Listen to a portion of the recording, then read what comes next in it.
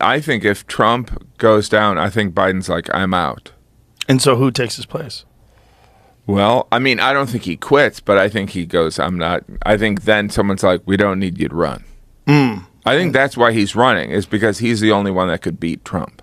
Oh, man, I wonder. On the Democratic side. Yeah. Well, by the way, it's like, or the Republican side. None of these Republicans is as well-liked as they are, or how well they kind of work the outrage machine. They can't compete with him. Well, I think Ron DeSantis is finding that out, that he can't compete with them. I think he was so successful and so loved as the governor of Florida that pulled everybody through the COVID crisis, that he was going to take this no-nonsense, conservative approach and then run the country in a good way, and everyone's going to get back to the way America used to be. He's going to be the strict dad. Yeah, right. But it doesn't seem like he can compete against the Trump machine, and people are angry at him now. Republicans are angry at him now for going against Trump. Yeah. And so that's not a good spot to be in.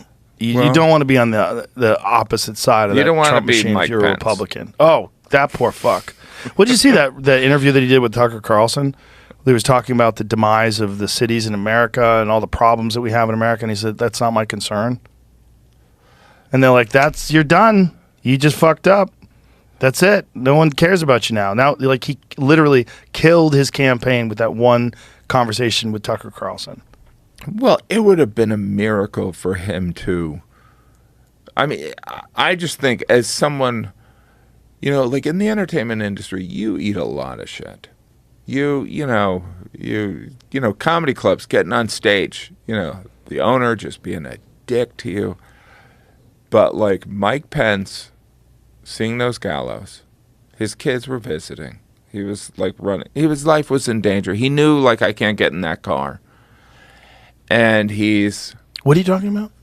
Mike Pence, like when he was down, when they were taking him away from the Capitol, they were like, he refused to get in the car because there was an expectation that, like, the Secret Service was going to take him away from the Capitol so that they couldn't complete the what he was supervising on January 6th. Well, there was people that were looking for him. Yeah, no, well, there wanted to attack him. There was tons of those, but essentially Nancy Pelosi and the head of Congress and the Senate, they were taken away from the Capitol. Mm-hmm. And Mike Pence, there was a car downstairs, and they're like, "We're going to take you away," and he's like, "I'm not getting in that car," because if he got in that car and they took him to, like, I don't know, Pennsylvania, then they couldn't complete the one of the tactics was not certifying the votes. Right. That was the tactic. So if he could have, so that's where he had the self-discipline to go, I'm not getting in that car, I need to certify the votes. But the fact that he was almost killed and that people were sicked on him, and then he's like, I don't know if Trump should be indicted, Like, that's where I'm kind of like, I've eaten so much shit and I've kissed so much ass, but I've not come close to what Mike Pence is. That's where ambition was more important than certain self-dignity. Yeah, I'm not aware of that.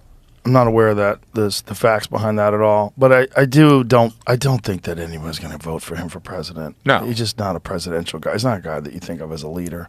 He just seemed very weird. Yeah, well, it's just they put him on the ticket because he was going to get the evangelicals. Yes. Right? Yeah. Yeah. I mean, I think he is a man of faith, and but he's also, I mean, they're all politicians. Mm-hmm. It's like, when you talk about any politician, Barack, Clinton, it's like people are like, yeah, they're politicians. I'm like, yeah. That's what they do. That's what they do.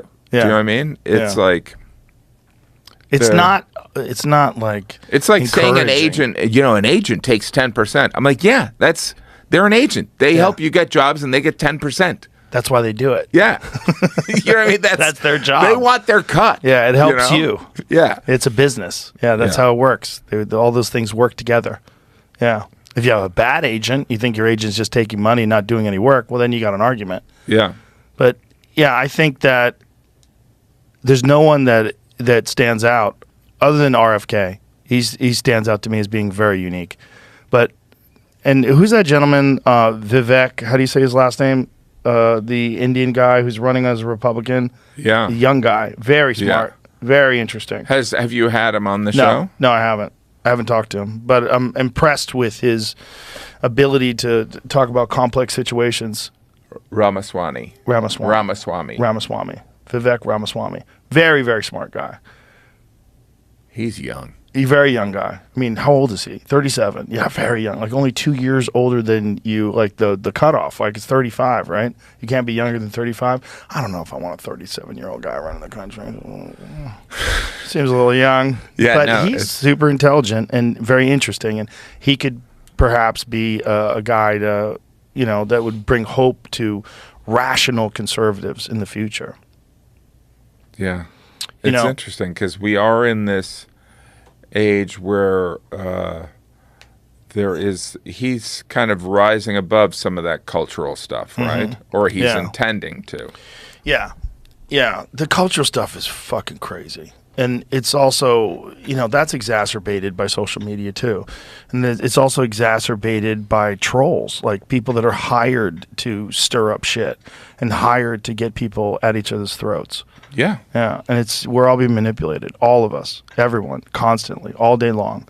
There's so many pieces of evidence of interference where it's not just discourse where people just discussing things online. There's people that are hired to take egregious, ridiculous positions and fight against other people and say horrible things and attack people. They're doing it on purpose. And they're doing it to try to disrupt rational conversation and rational disagreements where people could possibly come to some sort of a reasonable conclusion. All right, how is the Russian-Ukraine conflict going to end? Since we are unqualified to talk about all of this, but let's talk about more things we're unqualified to talk about. What is going to happen besides the end of the world? The end of the world is the scary one, right? It's like when the Wagner Group was marching towards Russia, I was like, holy shit. I know. Well, by the way, that guy was the whatever his name is, whatever. He's in Russia, and he's like I thought he'd be dead by now. Yeah. He's like in Russia. There was like a photograph of him, and so like he's got his own army. I know, but like wild. I don't know. I just there he is.